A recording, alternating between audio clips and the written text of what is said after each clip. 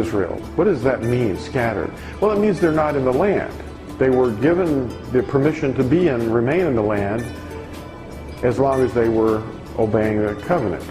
Now, the moment they stepped out of the covenant and added to it or detracted from it, then they were cast away from the land. And that happened in two basic, actually three expulsions.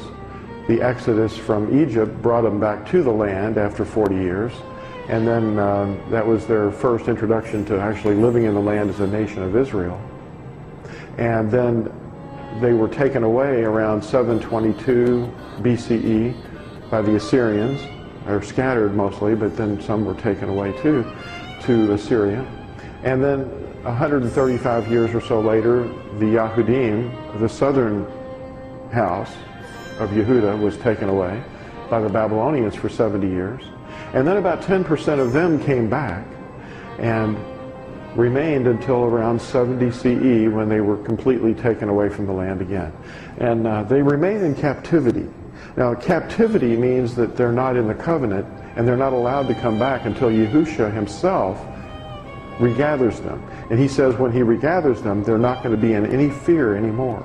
They're in fear right now because the United Nations is who regathered them. For the last days, the man who was renamed Israel, his first original name was Yaakov, the brother of Esau. In Genesis 49, it says, and Yaakov called his sons. That means all the tribes' heads, the fathers of the tribes. Gather together so that I declare to you what is to befall you in the last days. Gather together and hear, you sons of Yaakov, and listen to Yisrael, your father. And that was what he said. You ought to read that. Now, in Yaakov, the man named Yaakov, who was the brother of Yahusha, they called James. In verse 1 of his book, he says, or his letter, Yaakov, the servant of Elohim, and the master of Yahusha Messiah, to the 12 tribes who are in the dispersion, greetings. So that's the greeting.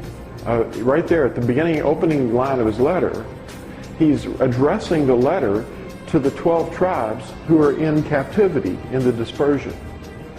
And in James 5, or Yaakov 5, verses 7 and 9, so brothers, be patient until the coming of the master. You don't have to regather yourself. See, the farmer waits for the precious fruit of the earth, waiting patiently for it until it receives the early and latter rain. You too, be patient. Establish your hearts, for the coming of the Master has drawn near. So he's writing to us too. Not only was the first Yaakov writing to us, but the second one was writing and saying the same thing. He's talking to us who are in the dispersion, or the captivity. And that captivity is among the nations of the world. We're all over the place. And this is addressed to overcome a blindness that's blocking our comprehension, because a lot of people that are seeing this for the first time are going to be thinking, oh, it's just Jews and Christians and Islamic people. But it isn't. A lot of those, all in those groups are all mixed up, lost tribes of Israel.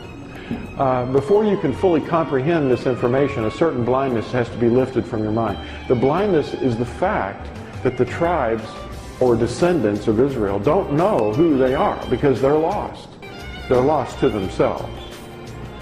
The word Israel must never refer to the land or even a government.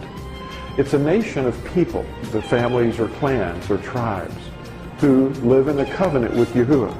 So if you're an Israelite by blood, but you're not in the covenant, then you can't really claim that name anymore. But you can claim the name of your tribe, but that's about all. The lost tribes are their descendants living among the Gentiles scattered upon the earth. But a remnant will awaken and understand here in the last days. So there's going to be a time here in the last days when a remnant of the lost sheep will actually understand. And that's what the prophecy says.